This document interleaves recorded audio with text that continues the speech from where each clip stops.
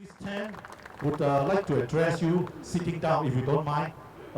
She has some problems with her knees.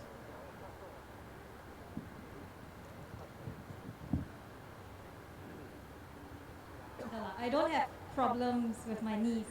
I'm recovering from an infection. Okay. Here? Okay, here. Okay, I'm here to talk about accountability based on my own experience in dealing with two public institutions. It's NUS, National University of Singapore, and MOE, Ministry of Education. Some of you might have heard of a legal case or read about it, of a former NUS student who sued NUS to get her master's degree. I'm the plaintiff in that case, and NUS is the defendant. And the incidents that triggered this happened many years ago, in 2005 to 2006. But the lawsuit only made it to the court hearing in 2017, more than 10 years after NUS has expelled me from NUS. And my experience shows that there is very little or no accountability and almost total deniability when things go wrong in a public institution and public officers are able to get away scot-free.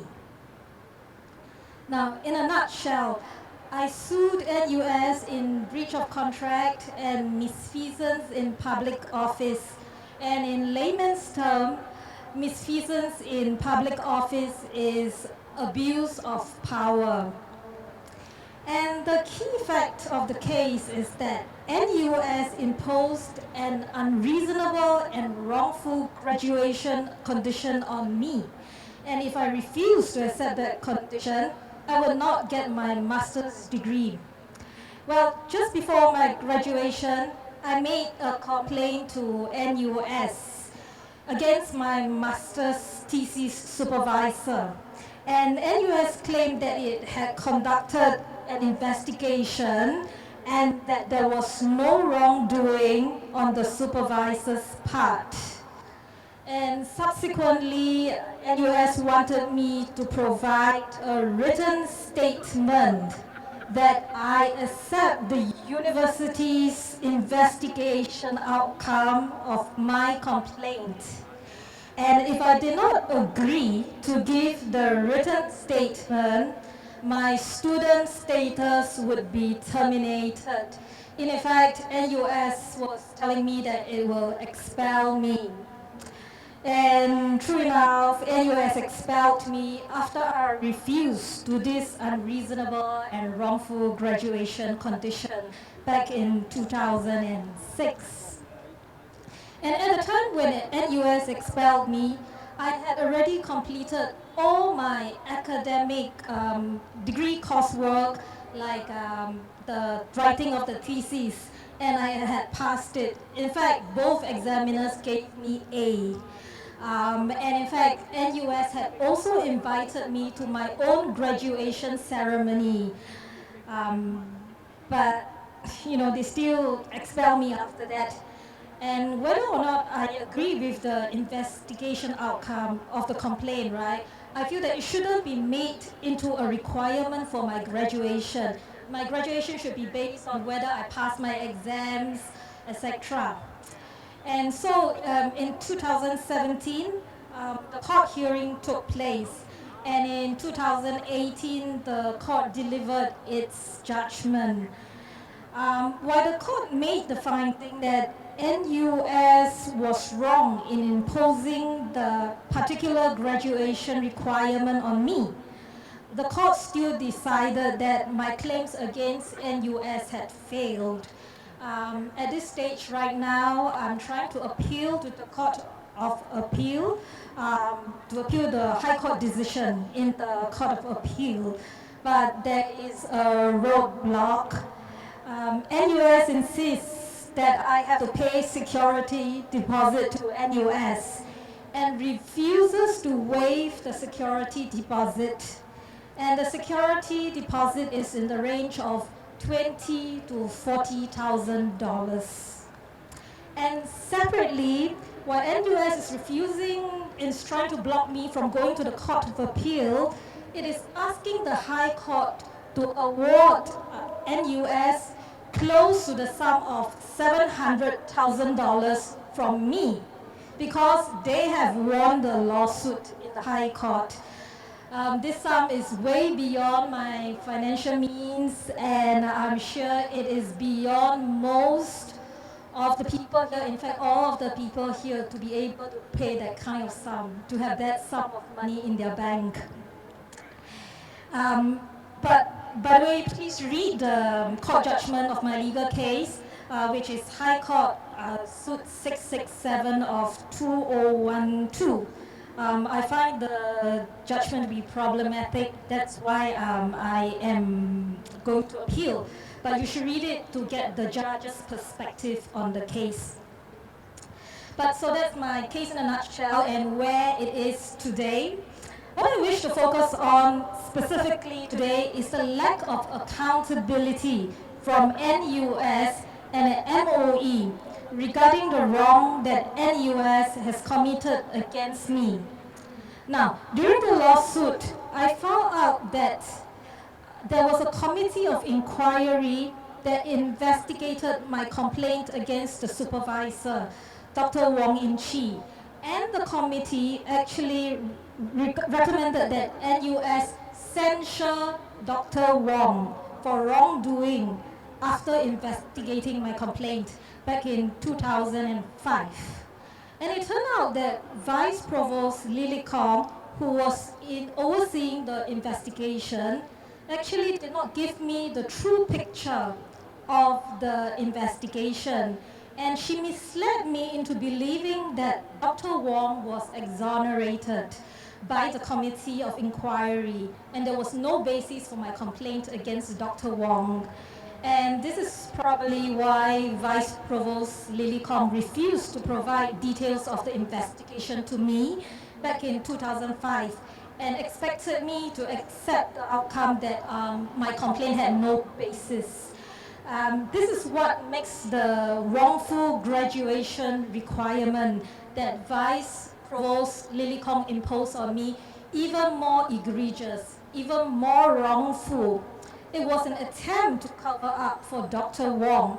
Even the judge in my case agreed that Lily Kong helped Dr. Wong In-chi to save face.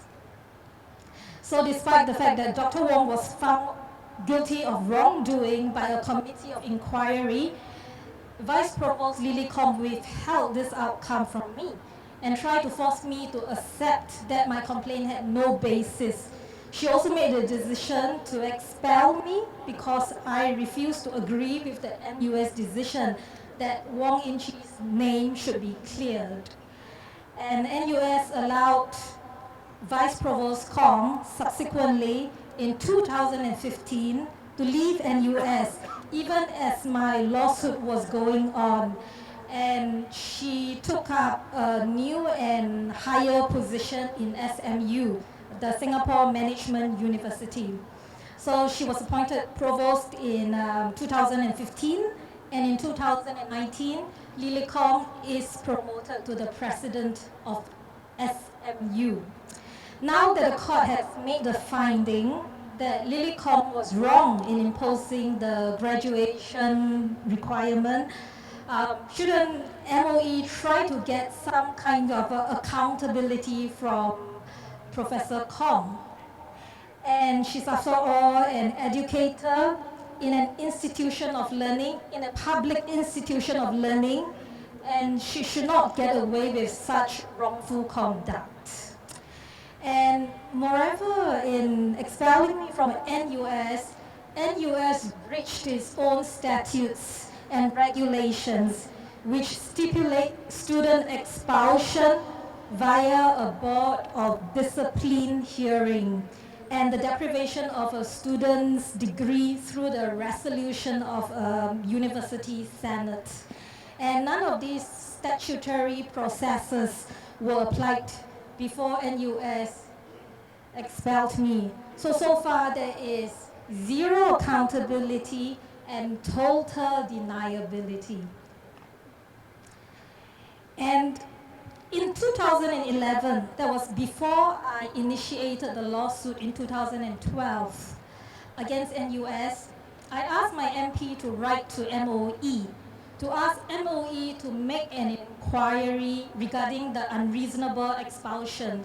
Since MOE claims it has oversight over NUS on its website, it is logical I complain to this ministry.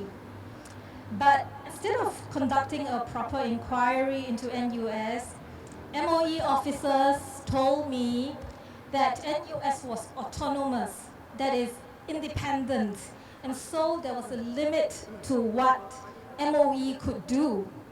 And I later asked MOE to give me a copy of their investigation report regarding my complaint, but MOE refused.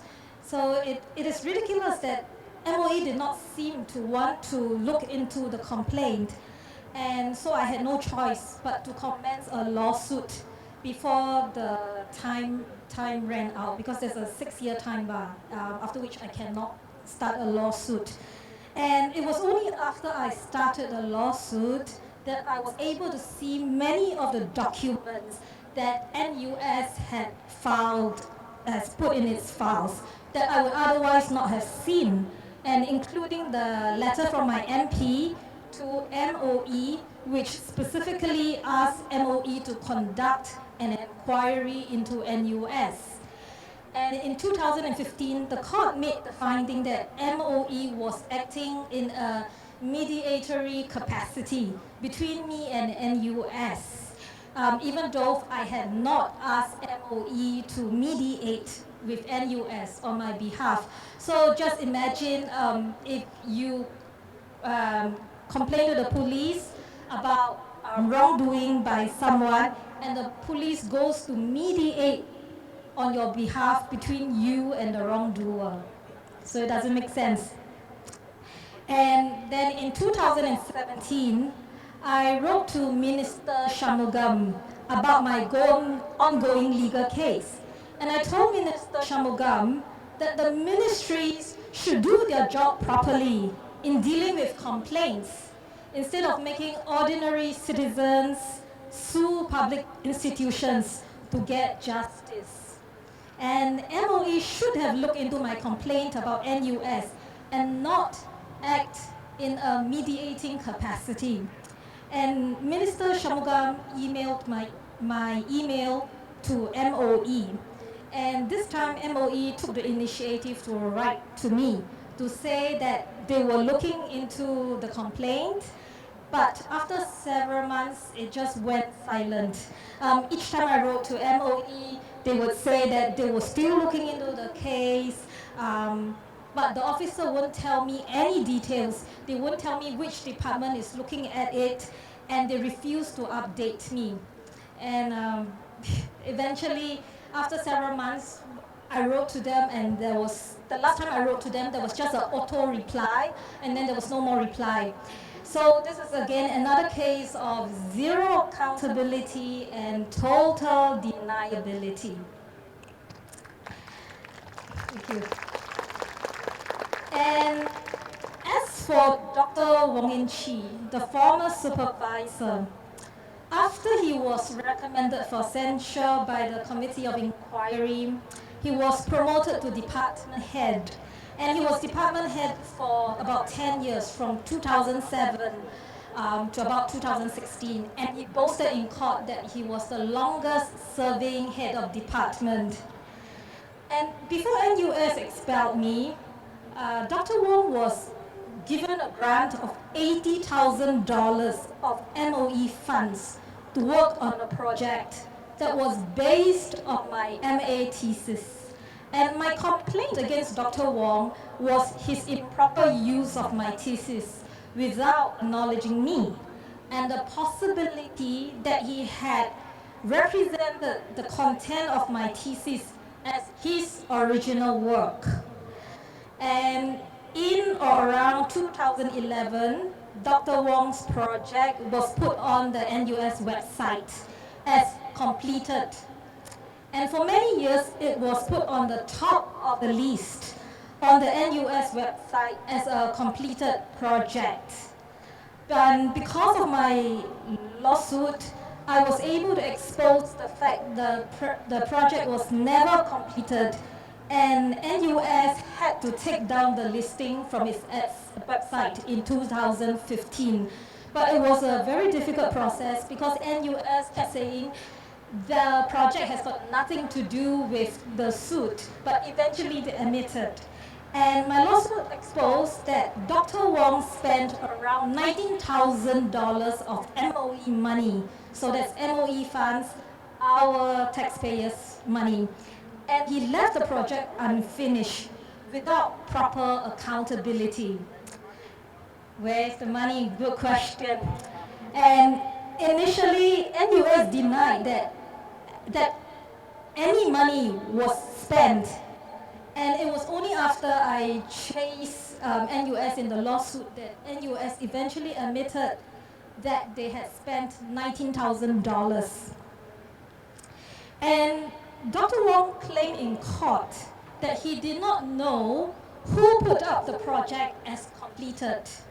And he was not aware that it was put up on the department website as completed for the duration that it was there, and which is about 4 years.